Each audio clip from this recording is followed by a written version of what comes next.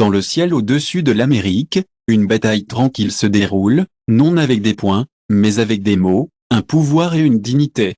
Lorsque Muhammad Salah embarque un vol de première classe, il attend un voyage paisible. Mais un homme, motivé par l'arrogance, décide de le défier de la manière la plus inattendue. Que se passe-t-il lorsque le respect est mis à l'épreuve et qui sortira vraiment victorieux? Dites-nous, où regardez-vous aujourd'hui? Nous aimerions savoir. Muhammad Salah a traversé le terminal privé, sa présence provoquant à peine un agitant parmi ils s'étaient très habitués aux riches voyageurs en première classe. Certains d'entre eux l'ont reconnu tout de suite, tandis que d'autres ont seulement réalisé qu'il s'était assis près d'eux pour Salah plus tard. Il ne cherchait pas l'attention, il voulait juste un vol silencieux. Alors qu'il s'approchait du comptoir, le personnel de la compagnie aérienne l'a salué poliment. « Bienvenue à bord, monsieur Salah. Votre siège est prêt », ont-ils déclaré. Il hocha la tête et sourit, et s'avança, ignorant la perdue le regardant du côté. Le capitaine William Reynolds, un vétéran après de nombreuses années dans l'industrie, le pilote n'a pas pu s'empêcher de remarquer Salah avec un soupçon de préoccupation. Il n'était pas un fan d'athlètes qui, à son avis, recevaient plus que leur juste part de compensation pour leur talent tout en contribuant peu à la société. Il laissa échapper une remarque silencieuse sous son souffle, pensant à un autre individu riche qui pourrait se sentir un peu gâté. Une fois assis, Salah plaça son livre et ses écouteurs sur la table du plateau, se pencha en arrière et attendait avec impatience un vol relaxant. Pendant ce temps, Reynolds, se préparant au décollage, a fait un commentaire occasionnel à un agent de bord. Saga pense qu'il possède l'endroit. Il a dit. Le monde juste parce qu'il donne un coup de pied. L'agent de bord, pris au dépourvu, a fait un sourire hésitant et a rapidement retourné ses fonctions. Les passagers se sont installés et le dernier appel d'embarquement a été annoncé dans la rangée devant Salah. Un homme plus âgé dans une veste bleue marine, James Carter, un marin américain à la retraite, a regardé l'interaction. Il en avait vu assez dans la vie pour reconnaître l'hostilité subtile quand cela s'est produit, mais il est resté silencieux pour l'instant alors que les moteurs rugissaient à la vie et l'avion a décollé et Salah ferma les yeux. Il ne savait pas que ce vol était sur le point de devenir tout sauf paisible. Le vol s'était installé dans un rythme calme. Le bourdonnement des moteurs a rempli la cabine alors que les passagers se détendaient sur leurs sièges. Muhammad Salah a traversé les pages de son livre, profitant du rare moment de calme dans le cockpit. Le capitaine William Reynolds regarda la trajectoire de vol, puis se pencha en arrière sur son siège. Il n'en avait pas fini avec son petit jeu. Il a appuyé sur le bouton d'interphone et a fait un « Nous voulions juste partager un rappel amical avec vous », et à la fin, il a ajouté un petit quelque chose qui a attiré l'attention de quelques personnes. « Nous apprécions vraiment que vous choisissiez notre compagnie aérienne.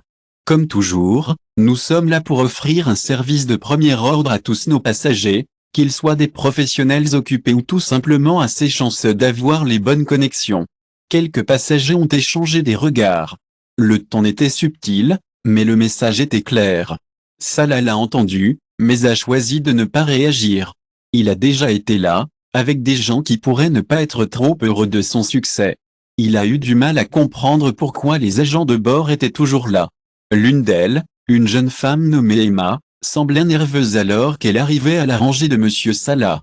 Elle avait vu comment le capitaine agissait, et cela la rendait mal à l'aise. « Voudriez-vous quelque chose à boire, monsieur Salah ?» demanda-t-elle, sa voix polie mais gentille. « L'eau va bien, merci », répondit-il.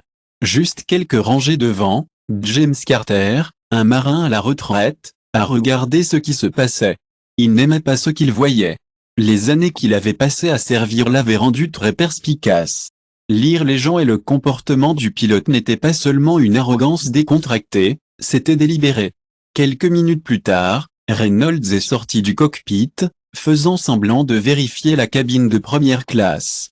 Alors qu'il passait devant Salah, il lui fit un petit sourire. « Je n'avais aucune idée que le football a bien payé cela », a-t-il dit avec désinvolture. « C'est un sport qui rassemble les gens », a-t-il ajouté. Reynolds a laissé échapper un petit rire sec. « Ouais, certaines personnes ont toute la chance, non ?» Il s'éloigna, à la recherche d'une réponse. Carter sentit sa mâchoire se resserrer. Il en avait vu assez. Cela n'allait pas se terminer ici. Muhammad Salah a essayé de se concentrer sur son livre, mais les paroles du pilote s'attardaient dans son esprit. Il avait appris il y a longtemps que l'ignorance de la négativité était souvent la meilleure réponse. Mais Sommetioche à propos de cette situation était différente. L'hostilité n'était pas seulement passive, il grandissait. James Carter a tout observé soigneusement. Il avait déjà vu des gens comme le capitaine Reynolds, des hommes qui portaient leur autorité comme ils l'utilisaient pour déposer ceux qu'ils pensaient n'étaient pas dignes, mais il n'avait aucune patience pour cela. Ensuite, un agent de bord est venu vers lui avec un sourire un peu nerveux. « Monsieur, je suis tellement heureux de vous avoir à bord. » Elle a dit. Il retourna le sourire. « Tu es si gentille, » a-t-elle dit. Elle s'arrêta un instant, puis baissa la voix. « Si vous avez besoin de quelque chose, faites-le moi savoir, » a-t-elle dit. C'était un geste simple, mais cela a confirmé ce que Salah soupçonnait déjà. D'autres avaient également remarqué le comportement du pilote. Peu de temps après, Reynolds en a fait un autre. L'un des agents de bord a approché Monsieur Salah, qui avait l'air un peu mal à l'aise. « Je suis désolé de vous déranger, Monsieur Salah, mais le capitaine vous a demandé de changer de siège. » Salah haussa un sourcil. Pourquoi le préposé s'est-il déplacé sur ses pieds?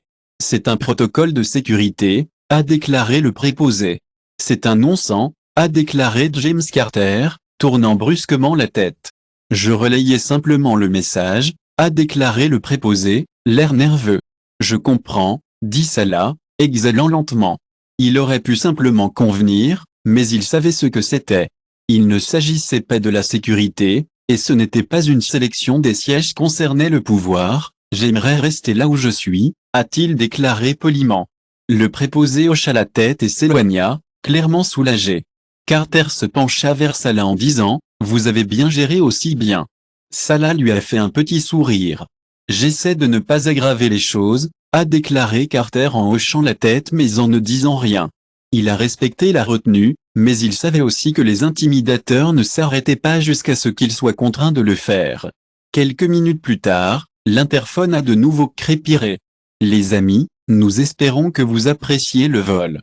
Nous faisons de notre mieux pour nous assurer que chaque passager a assuré. Même ceux qui pensent que l'argent peut leur acheter un traitement spécial aura une expérience confortable. » Cette fois, la réaction était différente. Un murmure s'est propagé dans la cabine de première classe, et certains passagers jetaient un coup d'œil à Salah, puis l'un contre l'autre. Il était clair maintenant que le pilote n'était pas seulement mesquin, il était cruel. Salah a fermé son livre et l'a mis de côté. Ses doigts tapotaient légèrement contre la coudoir, mais son visage est resté calme. Carter, cependant, avait fini de garder le silence. Il s'est levé. C'est suffisant, les passagers à proximité. Il se tourna pour regarder Reynolds, qui était de nouveau sorti du cockpit.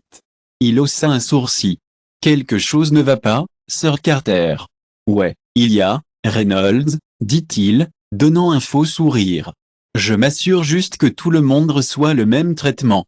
Carter, vous ne traitez pas tout le monde de la même manière.